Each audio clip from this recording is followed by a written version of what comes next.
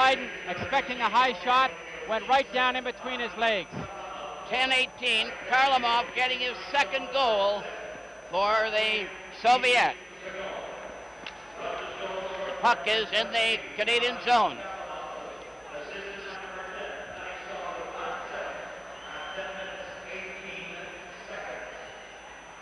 .10-18 was the time of the fourth Soviet goal, and the Soviets are great front runners. And there's a loose puck in front of the Russian goal.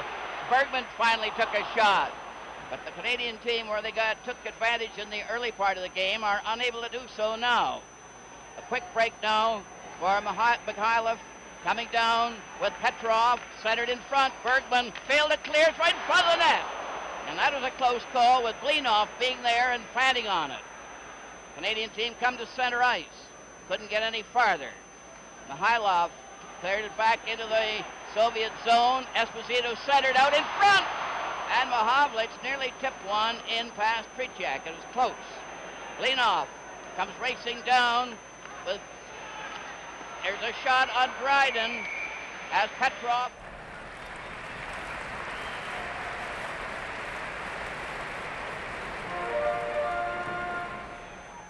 Is they skate at you hard at the blue line.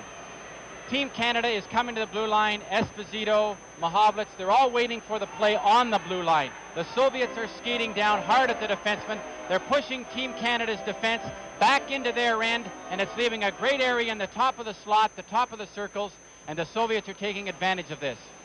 Yakushev, Shadrin, and Zeman are out there for the Soviet team, and a quick shot on Dryden right after the face-off. When a club does skate down at you hard, the defensemen have to back up a little faster, which gets them into their end, deeper into their end a lot quicker than normal. Clark, Henderson out there with Ellis for Canada as Yakushev is ready for the face-off. The puck goes to the corner, Lapointe clearing it back to the net. Sealing comes over on the right side. Hasn't got that puck out yet. Shadrin kept it in. Then Zeman, number 11, clears into the corner. It's back to the blue line. A shot in front of the net. And it rolls off to the corner with Yakushev after it again. Into the corner for Shadrin. Then Zeman keeping it back to the blue line. Polediev gets his shot right on. And Dryden didn't seem to know where that was going. Canadian team finally get it out. Ellis over to Clark. The pass was too far. Here's Ellis trying to get the return, and Yakushev recovers. A forward pass to Shadrin. Shadrin, 19, passes over to Zeman. Zeman is upset by Henderson, who goes into the corner, holds it against the boards as much as he can. Zeman knocked it loose. Comes back to Zeman, back of the net. The Soviets still have possession. Zeman laying it back and over the line. Vladiev skates back to his own blue line as they start making changes. Now, there's going to be a penalty on the play. The goalkeeper skates off, and it's a penalty to Canada. This game is game 1 from Montreal.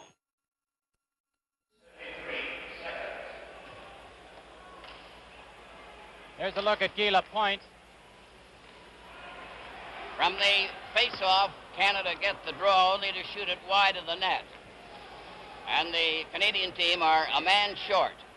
The Soviets have the edge as Vikolov cleared it over the line. Maltsev tried to clear out in front. Red Berenson had it hit his skate. Canada bring it back slowly to center ice, and Park didn't follow through. Maltsev lost it, only to have the defense player, Sagankov, let Maltsev take it over the line again. They're crowding around. Every man is up for the Soviet into the corner. Watch this passing. Quick pass over to Siganov, over to Lichenko, back to Sagankov. Right on, and Dryden made the save, but they always get that puck on the goal.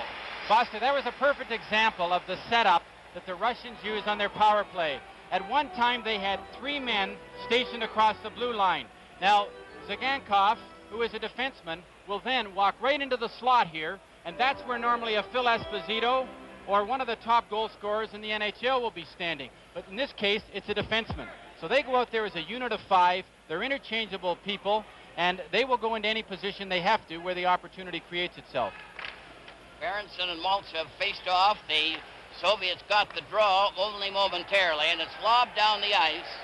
Canadians seem a bit tired as they clear the puck down the ice. Defense player Sugankov clears ahead now to Maltsev. Maltsev, number 10 at center, going over the line with Karlamov.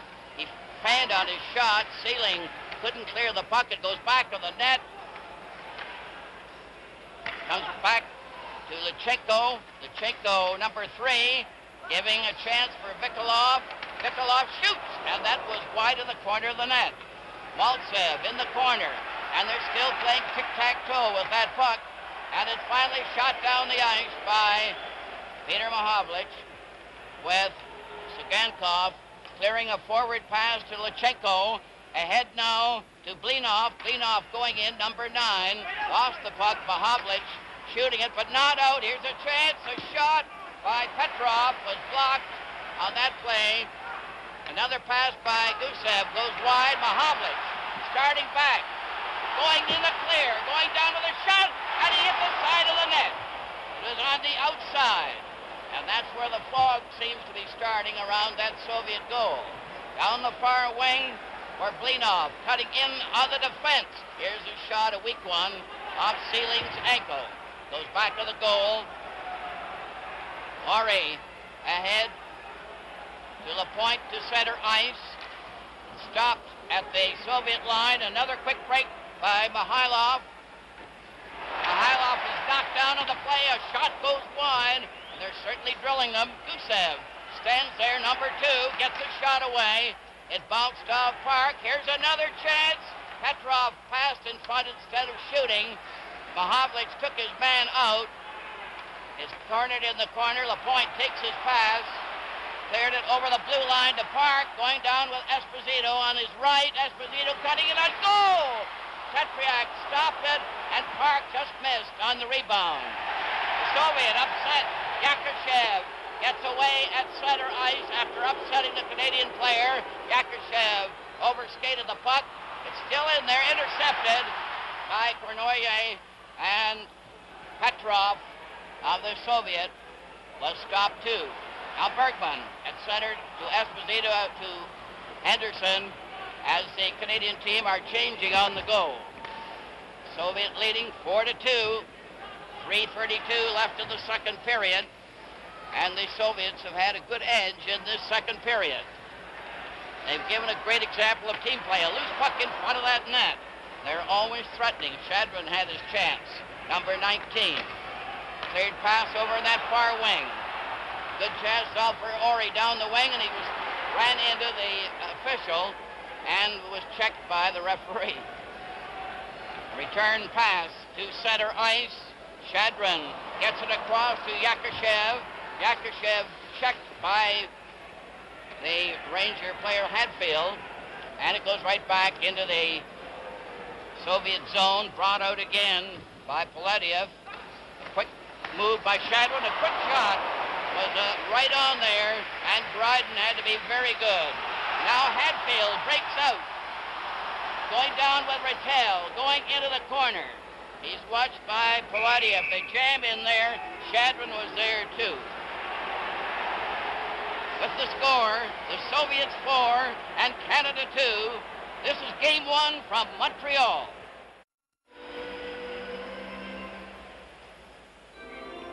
All set for the face-off in the Soviet zone. Rattel is taking it.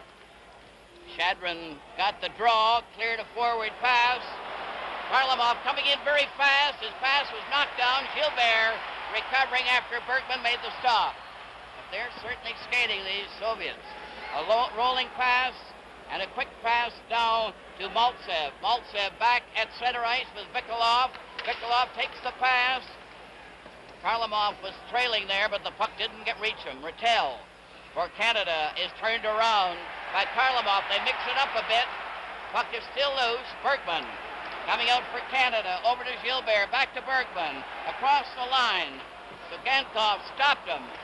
It rolls out at center. Maltsev is beaten to the puck by Park, number 5 for Canada.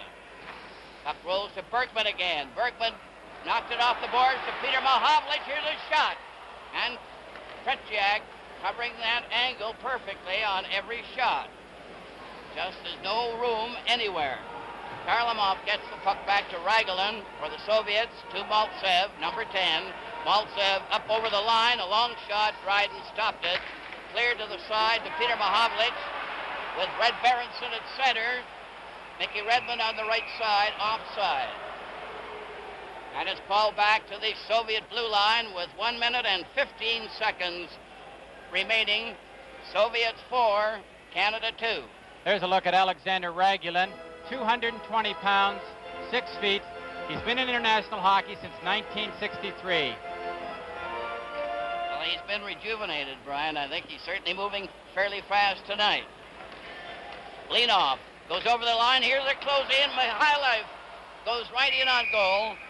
Mihailov was right in on Dryden. They both fell to the ice. But this fellow Mihailov is really going in there. Now watch them get to the puck to the outside. Mihailov comes in very low. He's going down. Dryden, good concentration. Gets the pads up to smother the play. Face-off in Canada's zone to the left of Dryden. Petrov will take the face-off. Now Ellis comes out. He's replacing... Foster, Team Canada is having to expend so much energy in getting the puck in their own end that when they do actually get a rush, they seem to be tired out. The puck is still in the Canadian zone. Peter Mahovlich passed it right onto Petrov's stick. Petrov shot one, and it went over the glass into the crowd. 51 seconds remaining in the second period. Team Canada here is looking for breakout patterns that will get them up the ice, get them moving up the ice with some momentum, with some good speed, with some good puck control. The Soviets are intercepting almost everything they try. In the face-off, Canada gets the draw, but they didn't clear it out. It's Seelig now shooting it out off Clark's stick to center ice. Blinov, number 9, left it for Kuzkin. A forward pass to Mihailov went astray. They're against the boards. Puck rolls over into the Soviet zone, and Gusev, number 2, cleared to the center ice. Now Seelig for Canada, going up over the line, tried a lob pass. Gusev outguessed him by stopping with his skate. Blinov passed right in front of his own goal, and Kuzkin cleared a long forward pass into the Canadian zone. Seelig going back, and it's called for icing. This has been wonderful hockey to watch if you realize that they've gone at times for 3 and 4 minutes without even a whistle. And that was one of the few stray passes that the Soviets have made, or in fact Team Canada. I think this has been as good hockey as I can remember seeing for many years, Foster. Right. And the amazing thing is that Canada scored the first 2 goals, and the Soviets have come back with 4 in a row without a reply from Canada. Harry Sinden's got to get Frank Mahovlich going again, and I can see him talking to him right now. Frank has to be a key player on this team. When Frank Mahovlich wants to play hockey, there is no greater hockey player in the world. One thing is very noticeable, I think, Brian, and that is the Canadian team have yet to produce a leader. They're still going in as individuals, and no one seems to get them really going. Clark trying to get that draw from the face-off with Lyapkin. It goes down the ice, and it's going to be called for icing. And the face-off will be brought back. Foster, I can just imagine the Team Canada and the Soviets. I mean, the heat in this building is tremendous. And they must just be very, very tired players right now, and it's very tough for them to get up for this. From the face-off, they just had to drop the puck, and the period ends. With the score, the Soviets 4 and Canada 2. This is Game 1 from Montreal. Well, the Soviets went into the second period, tied 2-2 after a stirring first period, but they indicated they were well on their way and improving every move. And it was Harlamov who scored 2 goals in that second period to more or less break it wide open for the Soviet team. 2:40 and 10:18 were the times of the 2 Soviet goals. previously, Esposito had scored for Canada, and Henderson made it 2-0. Then Zeman got the first one for the Soviet, and Petrov tied it up. And so it's a 4-2 game going into the last period when the Russians seem to be in control at this stage. Foster, at the end of this game, there will be a special presentation to each of the Canadian and Soviet series. A panel of writers and broadcasters will select the outstanding player from each team in each game. The player will be presented with a hockey rink created especially for this series by the CTV and CBC television networks and the sponsors of these hockey telecasts. The presentation will take place immediately after the game on the ice surface. And Brian, the official attendance at tonight's game, 18,818. 18,818. I don't know if be a record, isn't it? Well, I'm not sure if it is a record or not, but if it isn't, there certainly isn't an empty seat in the Montreal Forum tonight. And I imagine there are quite a few really shocked. And incidentally, in this third period, they'll go 10 minutes, and then they change ends. That's according to the international rules. And then they have, of course, the last 10 minutes in that position. So it's something unusual for Canadian fans to see, but that's what happens in international hockey. They split the last period in half.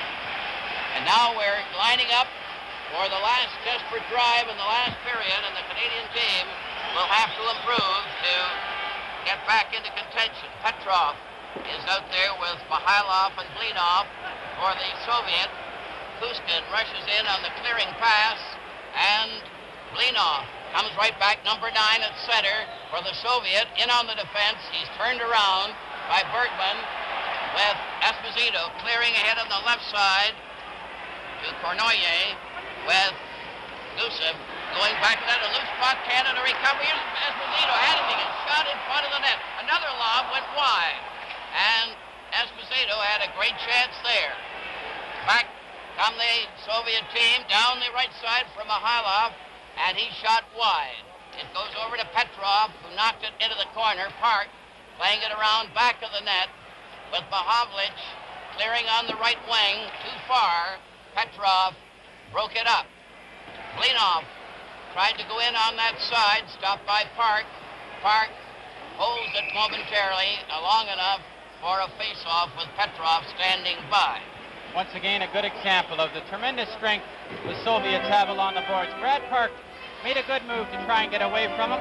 The Soviets managed to hook him and hold him up against the boards. Park had no alternative but to freeze the puck. That's Yuri Blinov leaving the ice. He only is about 5 feet 7 inches. He weighs 157 pounds, but it's 157 pounds of muscle. Zeman, Shadrin, and Yakushev going out there for the Soviet. And Clark, Ellis, and Henderson for Canada. LaPointe is on there with Sealing, and the long shot goes into the corner. Zeman cleared to his teammate Shadrin, who goes in back of the net, stopped by Clark. They pass it back, and the defensive pair of Lyapkin and Paladiev have to go back for it. Starting again, a pass is loose at center ice. Finally grabbed off by Yakushev. Henderson goes in ahead of him.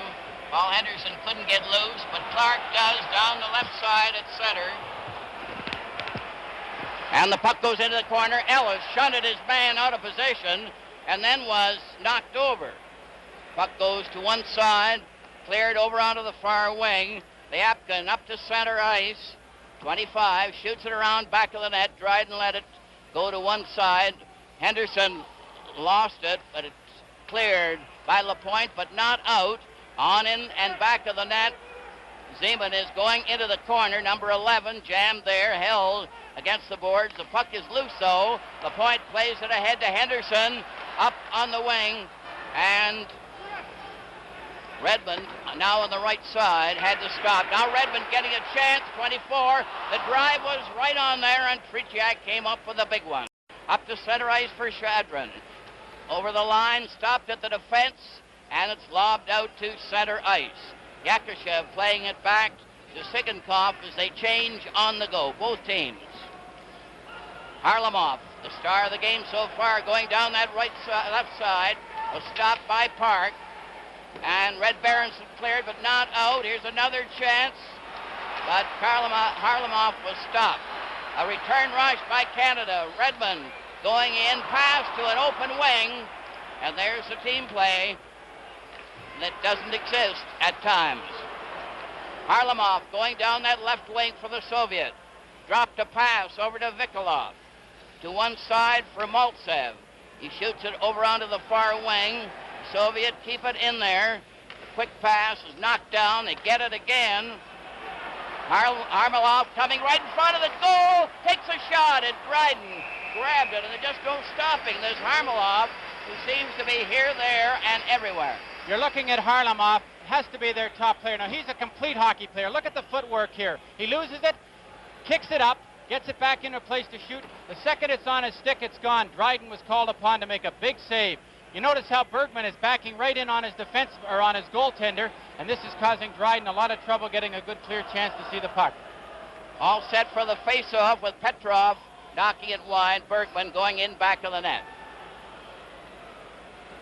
Still a slight fog coming off the ice. The puck goes bouncing into the crowd as Hadfield was checked. Puck is in front of the Canadian blue line.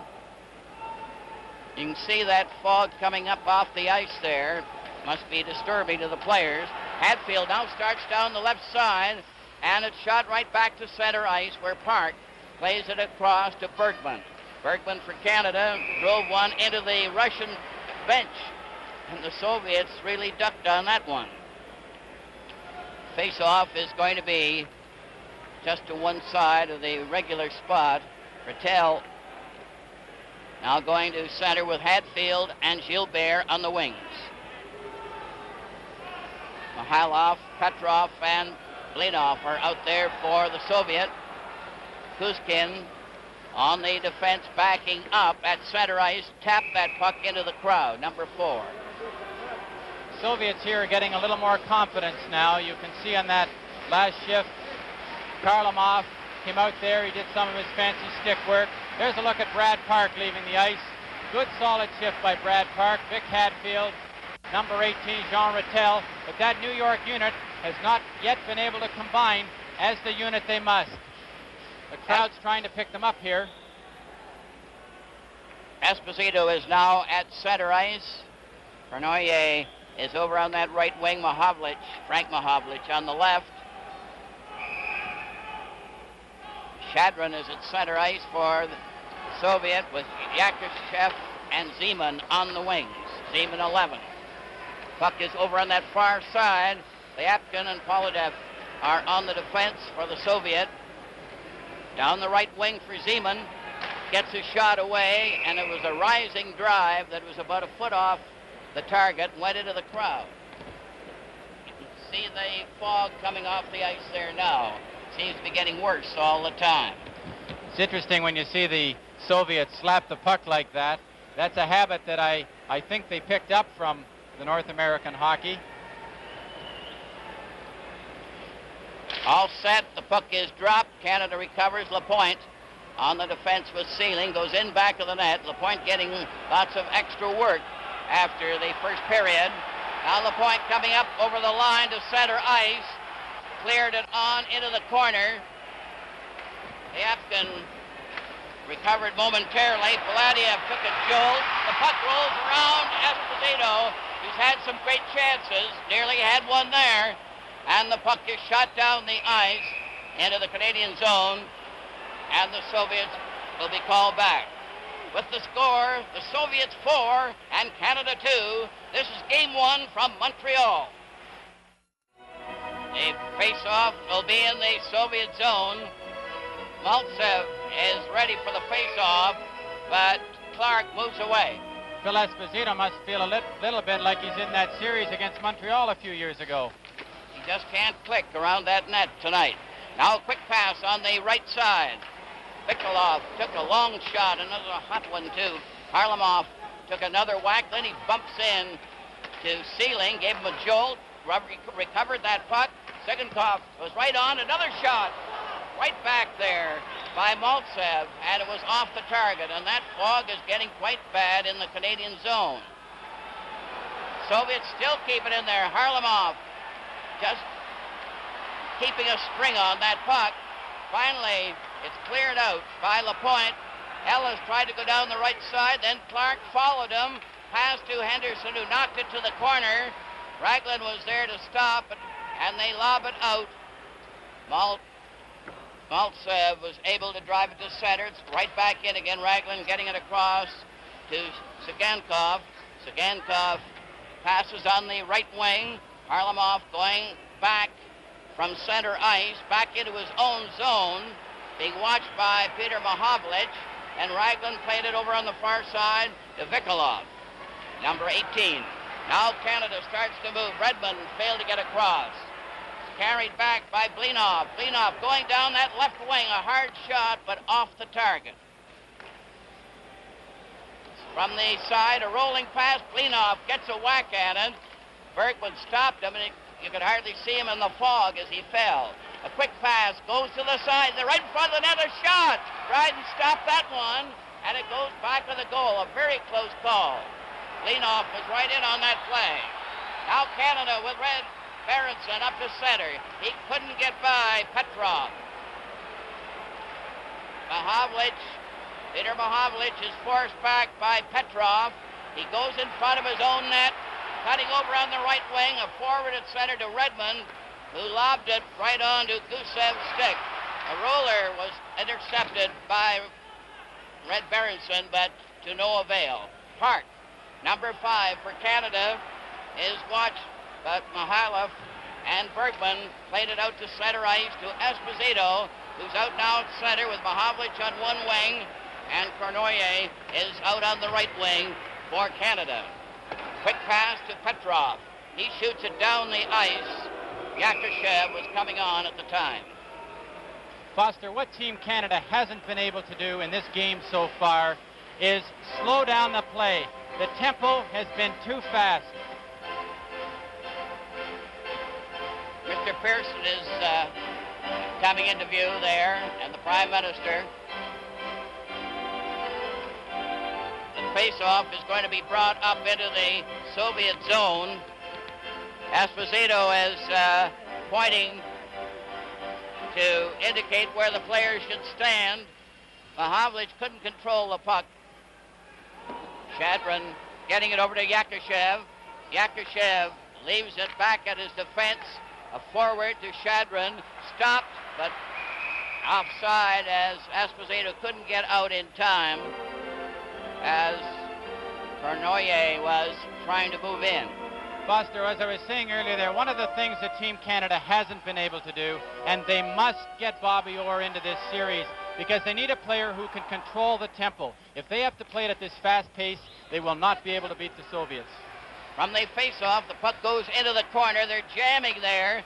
The puck is loose, though. Here's a pass that goes astray. Zeman brings it out. Yakushev going down with him. They shoot it around back of the goal. It's into the corner. Back to the blue line at center. It's grabbed off by Cournoyer. Coming in with a pass to Mahovlich right in. And he failed to lift the puck over Tretyak. Another shot on Tretyak, who is very steady. That one by Sealing. I don't think Frank Mahovlich would have missed that in the middle of the season. He fought for control of the puck, and this will happen. They've been practicing for 3 days. Perfect play by Cournoyer. Now Frank's struggling with it on his backhand. Doesn't quite get the control he needs to lift the puck up to the top of the net. When a goaltender comes out that far on you, you have to get the puck up. It was a great chance, and a goal at this stage is very important one way or the other. Henderson for Canada centers out to Ellis. He tries to score! Clark deflected that one into the net. Clark from Henderson and Ellis. And the game has opened up again. That makes it Soviets 4, Canada 3. That was a beautiful shot by Ronnie Ellis because he was smart enough to keep the puck on the ice. He's shooting from a perfect area.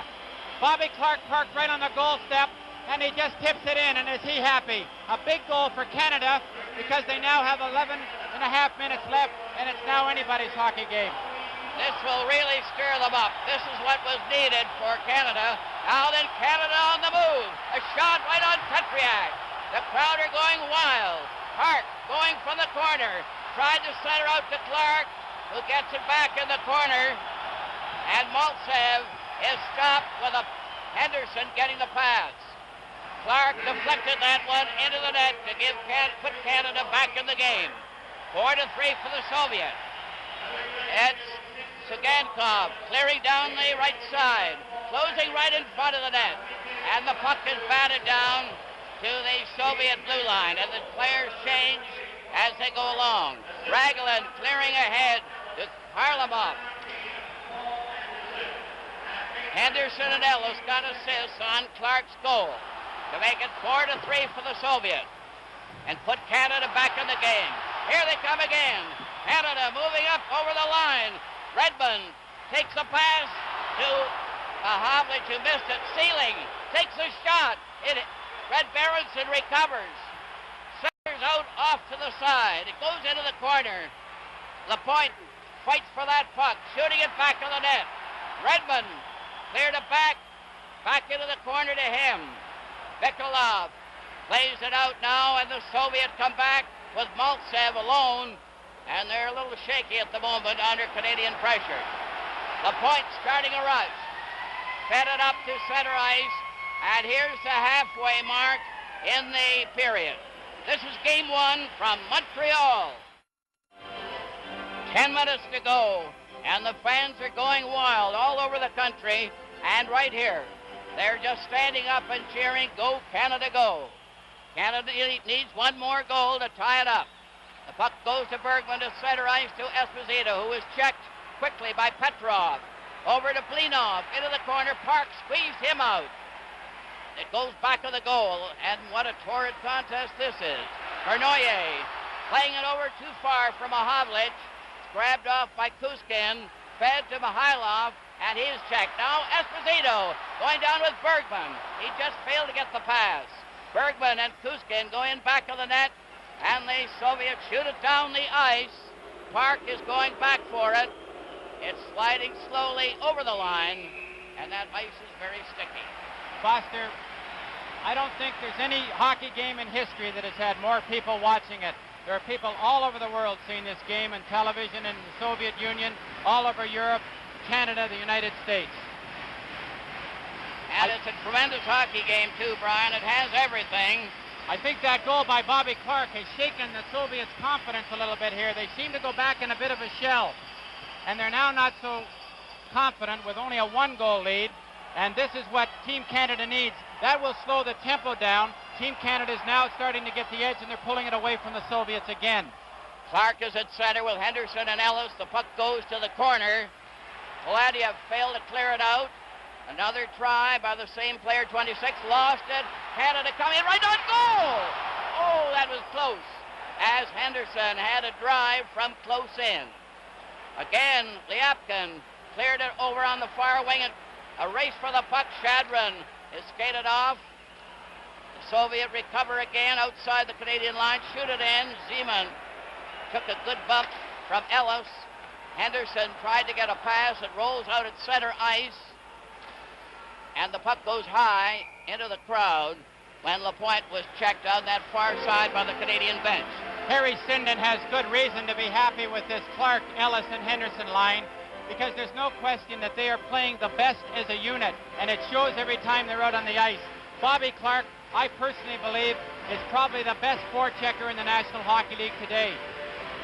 He's certainly doing great guns tonight. 8:40 left in the game.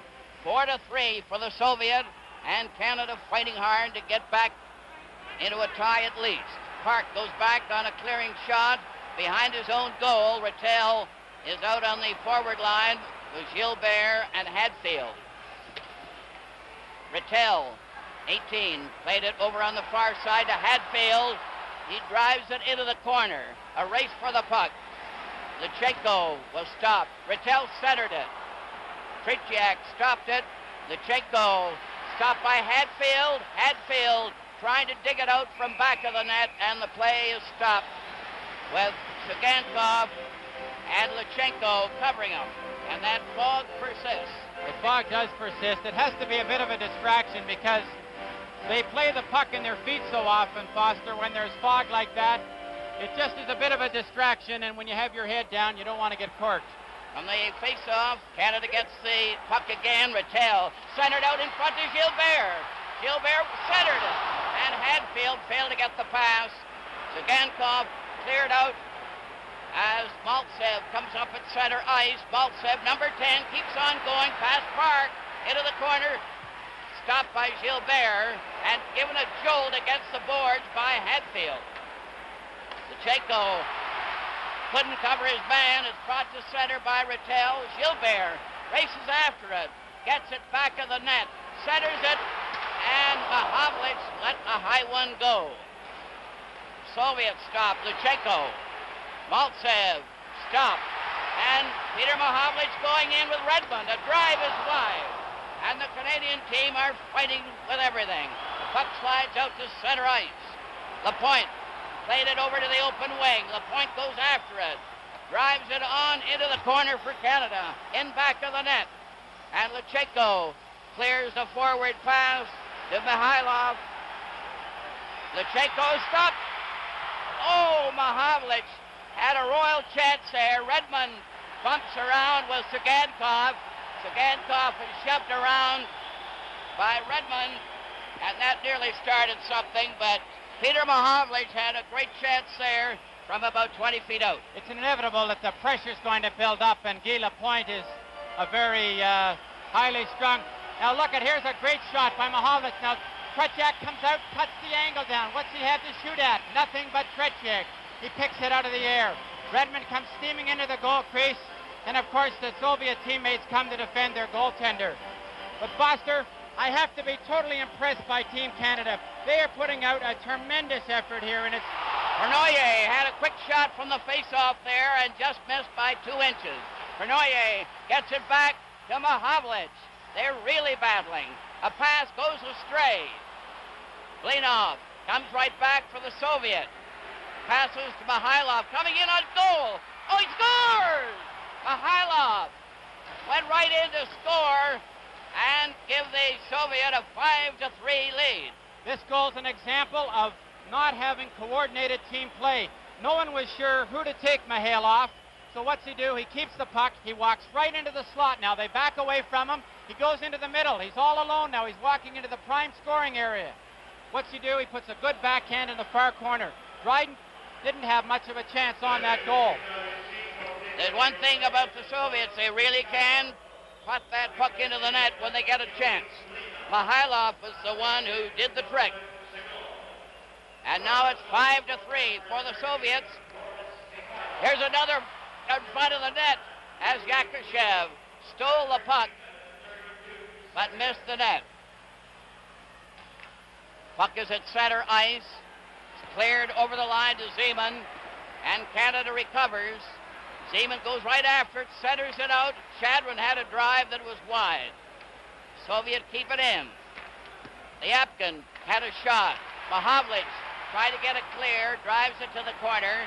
Frank Mahavlich starts down the left side, but the Soviet had the speed to cover on the play. The puck rolls back into the Soviet zone. Vladiev deflected one off Shadron's stick. Yakushev got up over the line. Here they're closing in. Zeman gets right in. He scores! Zeman went rushing right in to score for the Soviet. This is what the Soviets do. They score in bunches. They'll get you when you're down a little bit. Now Zeman just coasts in here. He miscues here with the puck. He's tripped up a little bit right there, but it comes back up to his stick. Dryden has already made his move, and he buries it in the far corner. Dryden made the move on that first anticipated shot. When he miscued, he was very lucky that it kicked back up to his foot, and he got by Dryden with his stick and threw it in the far side.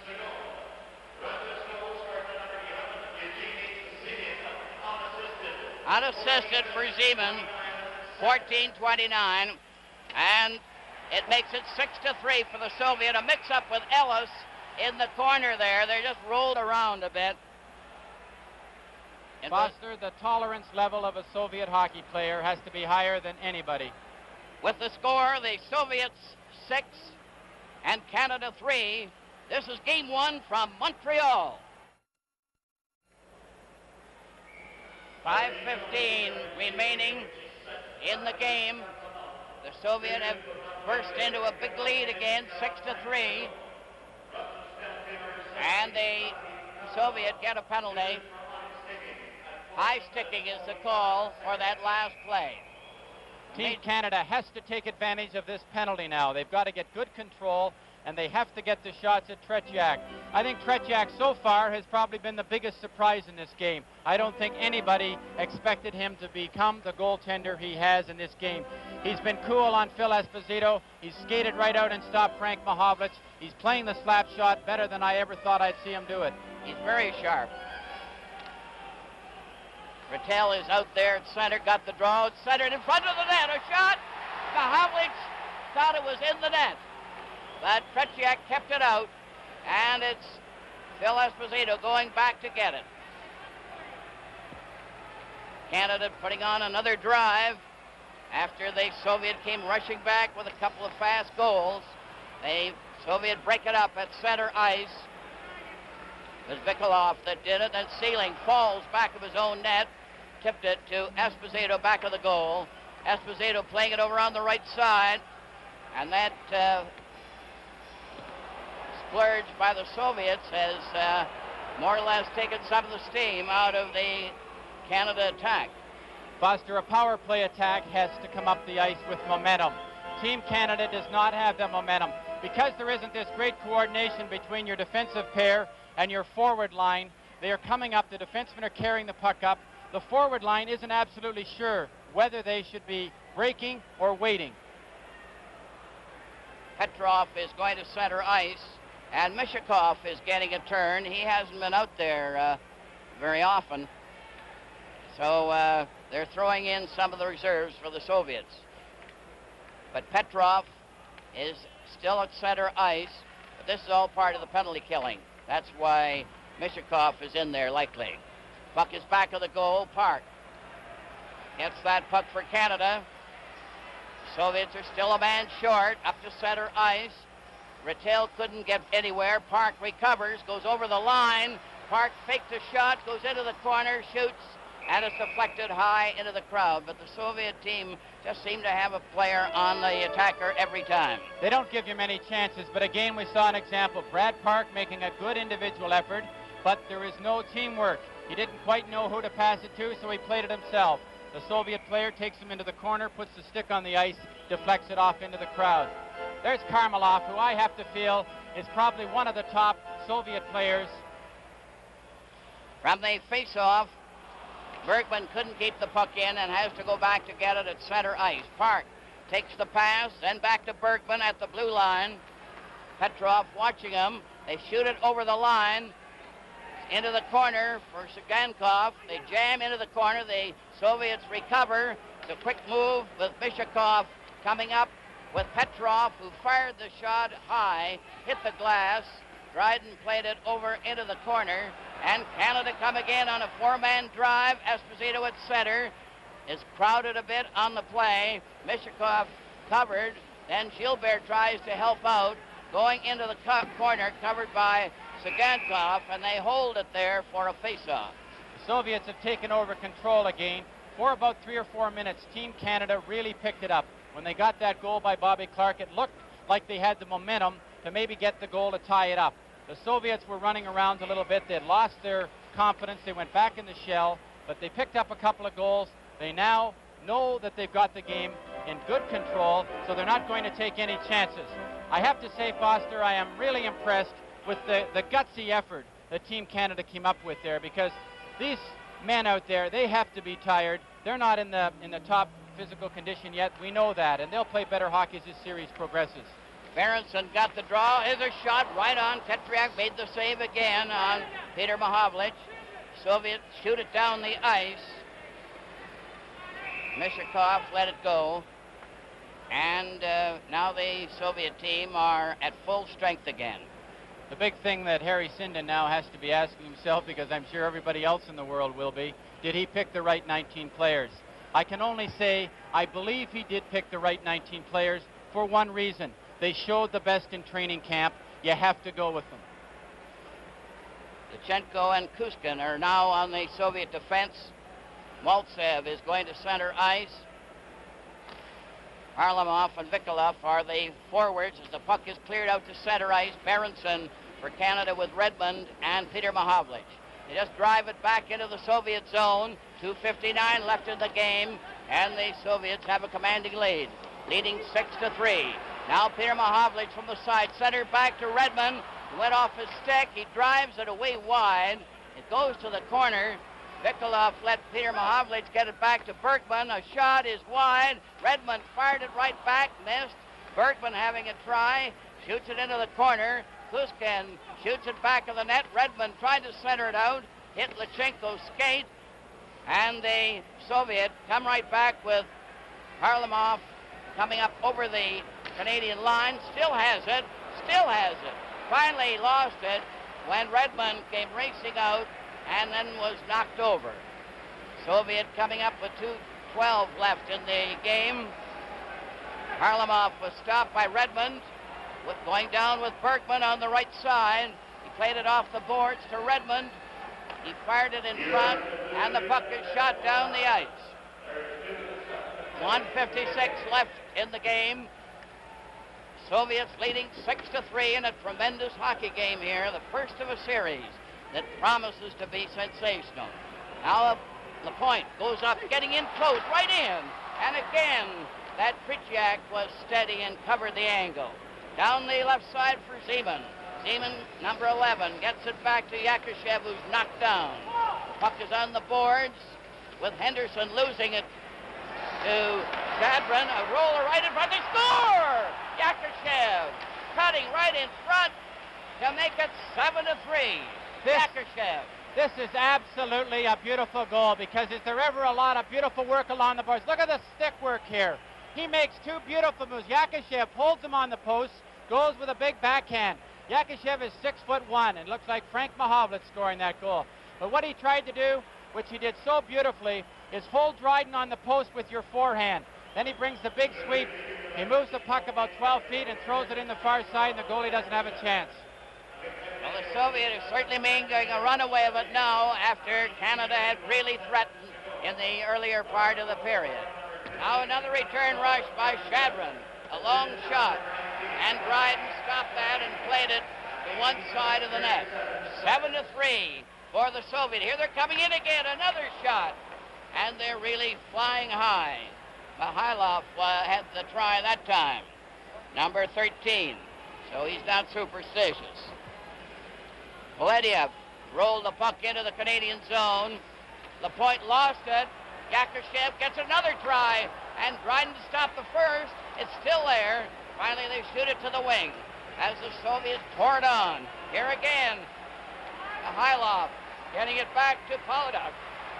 A mix-up with Lapointe to one side of the net, a bumping duel. Here's a bouncing puck in front.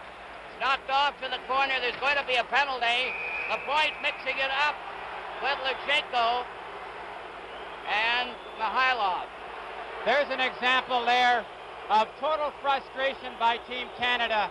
I don't honestly believe that anybody is intentionally trying to hurt each other, but there was a lot of sticks up around the head there. There was a lot of vicious checks there by Guy Lapointe. Phil Esposito came across and hit Petrov on the head. But that's total frustration, Foster, and that happens in hockey. Team Canada right now, they've given it their best, and they aren't good enough tonight to beat the Soviets. It's as simple as that. 7-3 for the Soviets, and Lapointe is in the penalty box. Cross-checking penalty. Only 19 seconds remaining in the game, and so it's just a formality. In any other hockey game, you would have seen a big fight there. The tolerance level by the Soviets is unbelievable. They're disciplined, totally disciplined athletes. They're told not to fight, and they will take anything. But they'll also score a lot of goals against you. They've shown that tonight. Petrov slid one wide of the goal. Ori from the corner shoots it down the ice. Guskin let it go. Gusev goes back to recover. Gusev fed a forward pass at center ice. Blinov comes over onto the left wing, coming up at center ice, and the game is over. And the USSR have defeated Canada in the first game of an 8-game series by a score of 7-3. The Soviets 7, Canada 3. The final score, the Soviets 7 and Canada 3. This is game 1 from Montreal.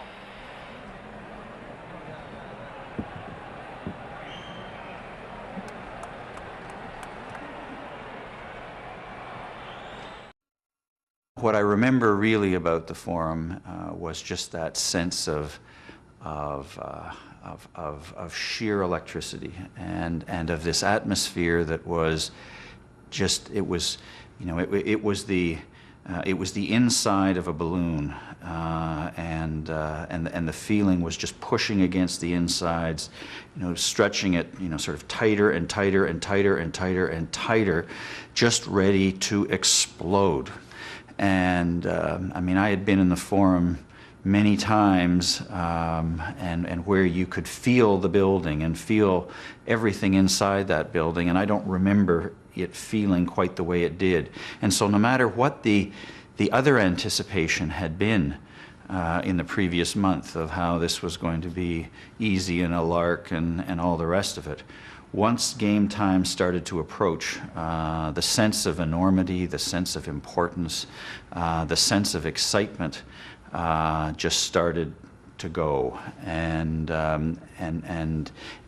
mean, you can tell it in that image, of the, and I remember, Phil Esposito describing that opening ceremonial face-off, and where he, as he said, he had to win that face-off.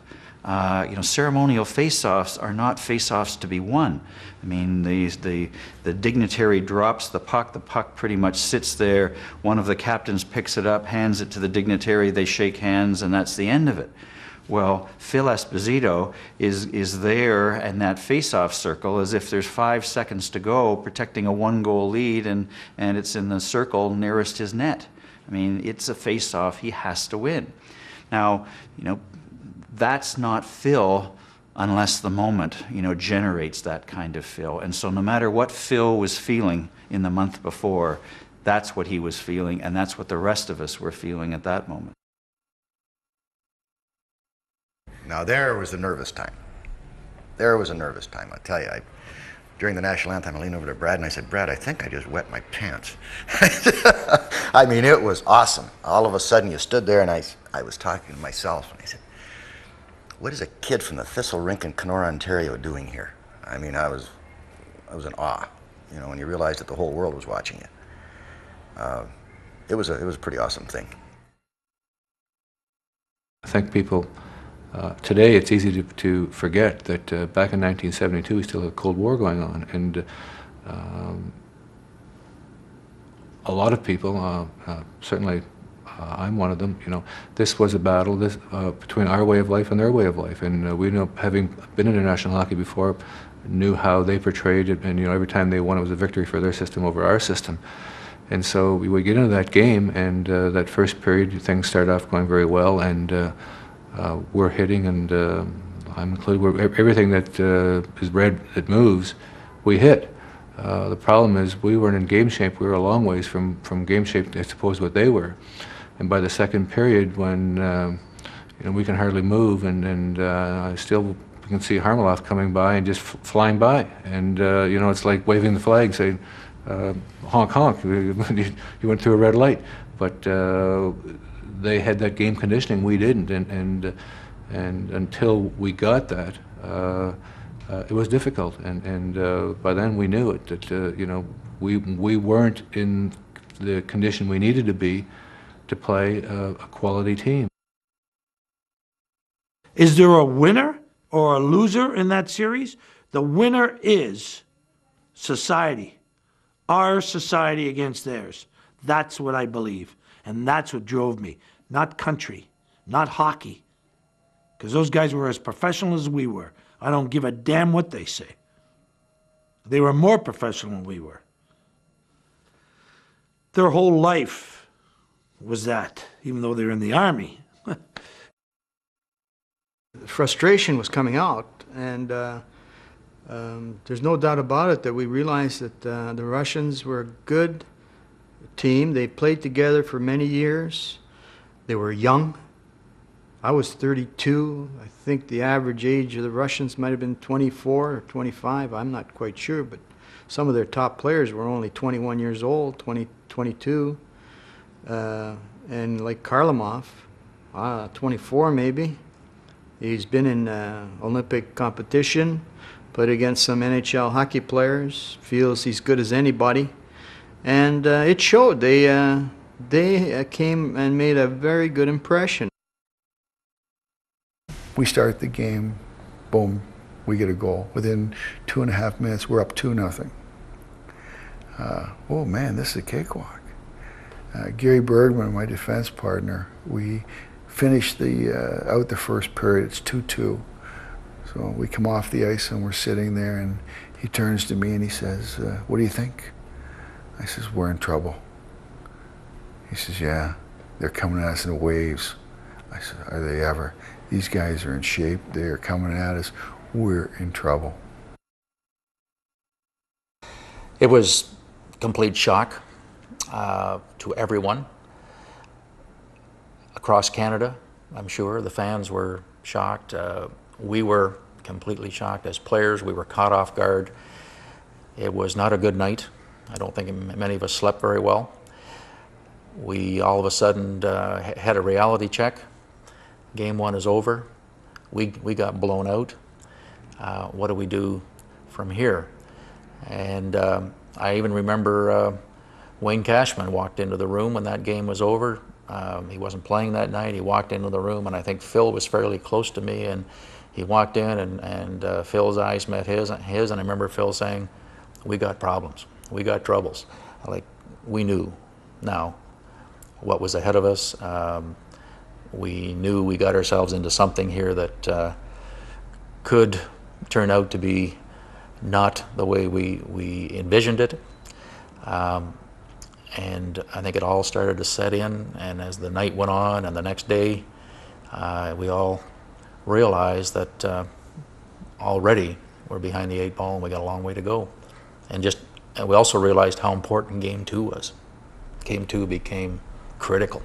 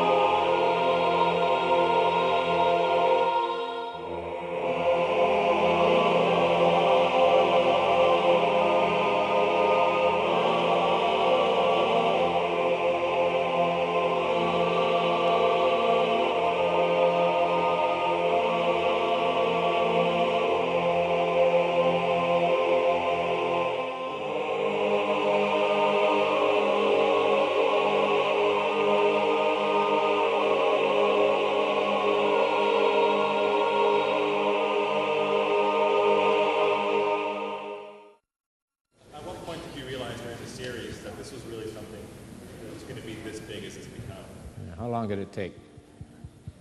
Pat, did you know? 5 minutes. No, really. Well, okay, that's a good point. What about the atmosphere / attitude you fellas had, or the whole team had, not just before game one and after game one? Was that an eye opener?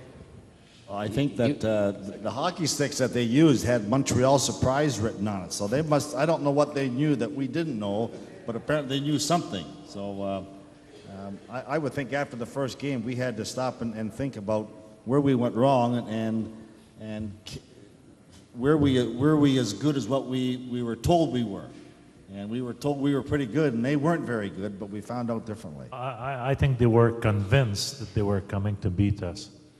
You know, and it was very easy for them because nobody expected them to win. And if they do, they used to say, we came here to learn, but they had some pretty good hockey players.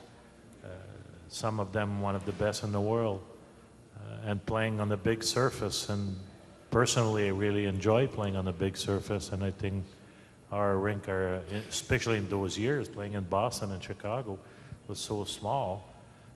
Now we got all the rink standard, but playing on the Olympic surface, you need better players, you need more mobility, and that's why you have the European player coming here, and they're always the best player on the ice most of the time, because they played on a big surface. It's that international, Canada, Russia. It was something I don't think it'll ever happen again. There's too many Russians playing over here now.